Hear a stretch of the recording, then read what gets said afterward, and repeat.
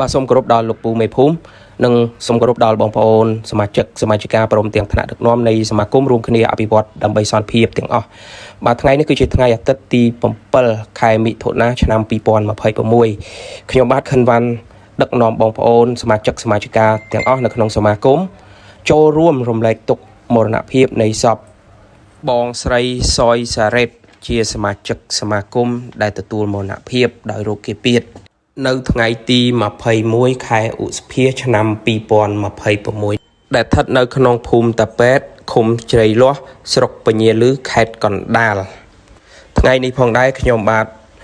តំណាងឲ្យបងប្អូនយើងដែលប្រកបការងាររកស៊ីនៅលើវិស័យសេដ្ឋកិច្ចក្រៅប្រព័ន្ធនៃសមាគមរួមគ្នាអភិវឌ្ឍដើម្បីសន្តិភាព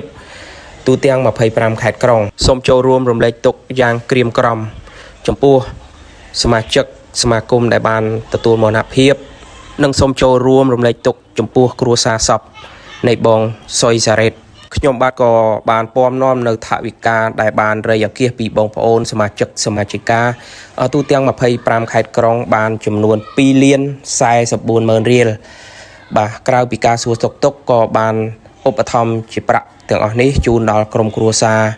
បងសុយសារ៉េតដើម្បីសម្រួលនៅការខ្វះខាតរបស់ក្រុមគ្រួសាររបស់បងផងដែរ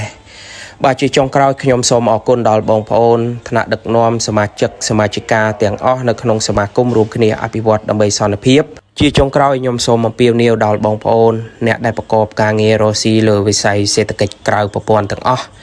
គួរតែចូលរួមជាមួយនឹងសមាគមរួមគ្នាអភិវឌ្ឍដើម្បីសន្តិភាពបងប្អូននឹងទទួលបាននូវការជួយគ្នាទៅវិញទៅមកនៅក្នុងគ្រាដែលជួបបញ្ហាជួបការលំបាកនៅគ្រាមានអាសន្នអន់ក្រទាំងឡាយបងប្អូនណាសមាគមយើងគឺគោរពស្រឡាញ់គ្នាផ្ដល់តម្លៃឲ្យគ្នាយើងចេះជួយគ្នាទៅវិញទៅមកនៅក្នុងគ្រាដែលបងប្អូនជួបនៅបញ្ហា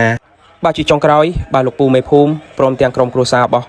បងស្រីសយសារ៉េតបាទមានអីថ្លែងអំណរគុណដល់បងប្អូនសមាជិកសមាជិកានៅក្នុងសមាគមដែលបានឧបត្ថម្ភជាទឹកប្រាក់ក៏ដូចសួរសុខទុក្ខពីបងប្អូនយើងសមាជិកសមាជិកានៅក្នុងសមាគមផង